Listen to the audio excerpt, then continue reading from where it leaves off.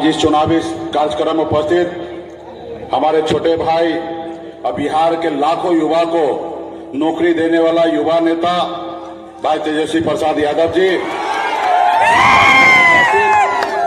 हमारे अभिभावक अब्दुल बारी सिद्दीकी साहब, इस कार्यक्रम में उपस्थित हमारे लोकप्रिय प्रत्याशी अभय कुशवाहा जी, इस कार्यक्रम में विनय यादव जी विधायक जी, बागी वर्मा जी विधायक जी, वीआईपी पार्टी के प्रदेश अध्यक्ष बाल गोविंद बिंद जी, सुरेश पासवान जी पूर्व मंत्री जी बिहार सरकार, वीआईपी पार्टी के नेता राजकिशोर साहनी जी, वसीम अफगर जी, सुभाष यादव जी, धीरेन्द्र मल्ला जी, रोहिन बेलदार जी, विनोद मल्ला जी, सिमरीलाल साहनी जी, राजेश साहनी जी, रविंद्र साहनी जी, सिद्धू जी और तमाम महागठबंधन के सभी नेतागण और बड़े संख्या में धूप में खड़े हमारे युवा साथी, सम्मानित गार्जियन, आप सभी को संदर्भ मल्ला मुकेश सहनी की ओर से नमस्कार प्रणाम साथियों। हमें बहुत कष्ट पीड़ा हो रहा है कि आप लोग हमें धूप में खड़ा होकर हम लोगों को सुन रहे हैं, इसके लिए मैं तहे दिल से आप सभी को धन्यवाद देता हूं। साथियों, ये चुनाव सिर्फ चुनाव नहीं है, ये देश की आजादी की लड़ाई है साथियों। ये देश जो है आपका, हमारा देश है साथियों, किसी का जागीर नहीं है। ये देश हर एक नागरिक का है। तो इसलिए साथियों, आपका और हमारा कर्तव्य बनता है कि हम अपने देश के लिए लड़ाई लड़ें। जिस तरीके से हमारे पूर्वज ने पौने 200 साल अंग्रेज से लड़ाई लड़ा और जाके फिर हमारा देश आजाद हुआ। पहले अंग्रेज इस देश पे शासन करता था, पौने 200 साल लगा लड़ाई लड़कर देश को आजादी दिलाया। इसलिए हमारे पूर्वज लड़ाई लड़े कि हमारे आने वाला पीढ़ी जो है वो सर उठा के जिए। देश आजाद हुआ, लोकतंत्र आया और सब आदमी सर उठा के जीने के लिए काम कर रहा था और बहुत ही अच्छा हमारा देश आगे बढ़ रहा था। लेकिन 2014 में एक लोग आए और आपसे हमसे इतना झूठ बोले। उन्होंने कहा कि हमें आप लाइए और हर साल 2 करोड़ युवा को नौकरी देंगे। युवा को लगा हम बेरोजगार हैं, घर पे बैठे हैं, नौकरी नहीं है इसलिए शादी नहीं हो रहा है, तो मोदी जी को ले आते हैं, नौकरी मिल जाएगा फिर शादी हो जाएगा। उसके झांसे में आ गए। फिर उन्होंने कहा कि हमको लाइए, और पहले के सरकार ने बहुत पैसा लूटा और विदेश में रख दिया है। हमको लाइए और हम आएंगे तो विदेश से काला धन लाएंगे और सबको घर में 15-15 लाख रुपया दे देंगे हर एक आदमी को। आप लोग को लगा, हम लोग को लगा कि भाई बैठे बैठे 15 लाख रुपया आ जाए तो हर्ज किस बात का, तो उसको ले आए। तो इसलिए साथियों, झूठ दुनिया में सबसे ज्यादा बोलने वाला अगर कोई पॉलिटिकल पार्टी है तो वो भाजपा है, भारतीय जनता पार्टी है। सत्ता में आ गए। आज देखिए हमारा युवा बेरोजगार है, रोड पे भटक रहा है। किसान के लिए कहा था कि हम आय दुगुनी कर देंगे, लेकिन आज देखिए हमारा किसान परेशान है।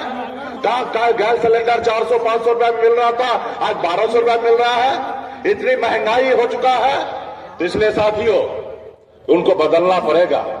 ये संविधान को बदलने वाले लोग हैं। ये गरीब के लिए सरकार नहीं है, ये अडानी अंबानी का सरकार है। ये कि भाई हम तुमको ठेका देंगे, तुमको हम काम देंगे और उसके बदले में तुम हमको चंदा दो, 500-500 करोड़ 2,000 करोड़ रुपया चंदा लेना, ईडी का नोटिस भेज देना, उसको डरा धमका के चंदा ले लेना। तो साथियों, आप बताइए हमारा देश कैसे आगे बढ़ेगा? हमारा देश का प्रधानमंत्री अगर ऐसा काम करने लगे तो क्या होगा देश का? हम आज तक देखे ब्लॉक में बीडीओ साहब, सीओ साहब नोटिस भेज देते हैं कि ये घर तुम्हारा सही नहीं है और इसको कल आएंगे तोड़ने के लिए, नोटिस भेज देते हैं। तो घर वाला डर से चला जाता है, सीओ साहब, बीडीओ साहब 10,000 रुपया ले लीजिए। ऐसा काम करते हैं गांव में। लेकिन देश का प्रधानमंत्री ऐसा करे, डर दिखा के किसी से पैसा ले, ये कहां का न्याय? साथियों, मैं कह सकता हूं ये देश में ये जो सरकार आपका नहीं है, ये गरीब का सरकार नहीं है। लोग कहते हैं अपने दिल से जानो पराये दिल का हाल। एक मैं गरीब मछुआरा का बेटा, गरीबी का जिंदगी जी रहा था, 900 रुपए महीने पे मैं नौकरी करता था। संघर्ष करके बंबई से बिहार आए, अपने लोगों के लिए लड़ाई लड़ रहा था, उनके लिए काम कर रहा था। आपने देखा 2020 में हमने 4 विधायक बनाया, पहली बार हमारे सहयोग से बिहार में सरकार बना। अगर हम समर्थन नहीं देते तो नीतीश कुमार बिहार का मुख्यमंत्री नहीं होता। हमारे समर्थन से सरकार बना। उसके बाद उन्होंने क्या किया, हमारे विधायक को खरीद लिया। जो सरकार हमने बनाया वो सरकार से हमको बाहर कर दिया। इसलिए देखा कि एक मल्ला का बेटा हमारी बराबरी करने लगा है, सरकार बना लिया है, इसको परेशान करो, इसको रोको, नहीं तो आगे और आगे निकल जाएगा। तो इसलिए साथियों, आज उन्होंने हमें रोड पे ला दिया, लेकिन हम लोग संघर्ष करने वाले लोग हैं, मेहनत करने वाले लोग हैं। हम संघर्ष करेंगे और बदलाव लाएंगे। जैसे हमारे पूर्वज ने बदलाव लाया वैसे हम बदलाव लाएंगे साथियों। इसलिए मजबूती से बदलने की जरूरी है। अभी मोदी जी कहते हैं कि एक बार और हमको मौका दीजिए। आप बताइए, 10 साल मौका दिए, 75 साल के बुजुर्ग जो इस समय में उसको हरे रामा हरे कृष्णा करना चाहिए, उस समय कहता है कि हमको मौका दीजिए, तीसरी बार प्रधानमंत्री बनाइए। और वही प्रधानमंत्री जी एक योजना बनाए, जो योजना आपको पता होगा, अग्निवीर योजना। उन्होंने सेना में बहाली करने के लिए एक कानून बनाया, एक योजना बनाया। वो योजना में क्या दिया कि 18 साल में तुम बहाली में आओगे और 22 साल में रिटायर हो जाओगे। यानी कि 5 साल भी पूरा नहीं करोगे, सिर्फ 4 साल के लिए नौकरी उन्होंने बहाली करने के लिए। और खुद बोल रहे 75 साल का। अब बताइए, 22 साल में लड़का का शादी भी नहीं होता है और वो शादी से पहले रिटायर हो जाएगा। और जब रिटायर होकर घर में बैठेगा, बाद में शादी होगा, उनके बच्चे आएंगे, उसके बच्चे बोलेंगे पिताजी आप तो बेरोजगार हो, आपके पास कोई काम धंधा नहीं है, काम नहीं करना। वो बोलेंगे बेटा हम रिटायर हो गए। जाता भाई, गरीब पिछड़ा दलित का बेटा जाता है सीना पे गोली खाने के लिए, शहीद होने के लिए जाता बॉर्डर पे। आपके भाई, हमारे अपने लोग जाते हैं। अब बताइए, 4 साल के लिए नौकरी कर रहे हैं, अब खुद बोल रहे 75 साल की उम्र में हमको एक बार और मौका दीजिए। तो इसलिए साथियों, इसलिए इनको बदलना है और लालू जी के विचारधारा पे हम लोगों को मजबूती से खड़ा होना है। आपने देखा ना, लालू जी के नेतृत्व में जो बिहार में सरकार बना, नीतीश कुमार जी उधर से पलट के इधर आए तो बिहार में 2 बदलाव हुआ। 2 बदलाव क्या हुआ? एक तो सामाजिक न्याय को मजबूती देने के लिए जाति आधारित गणना हुआ पूरे बिहार में। और जब जाति आधारित गणना हुआ तो SC, ST, OBC तमाम हमारे दलित भाई सबका आरक्षण का कोटा बढ़ गया, बढ़ा ना। तो इसलिए साथियों, यही भाजपा होता तो आरक्षण का कोटा बढ़ता? बिल्कुल ही कभी नहीं बढ़ता।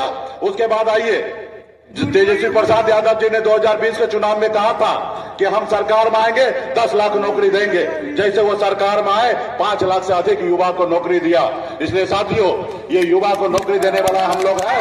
आने वाला समय में आज ही हमारे युवा नेता श्री तेजस्वी यादव ने घोषणा किया कि देश में UPA का सरकार बनेगा, 1 करोड़ युवा को नौकरी मिलेगा। साथियों, 1 करोड़ युवा को नौकरी मिलेगा।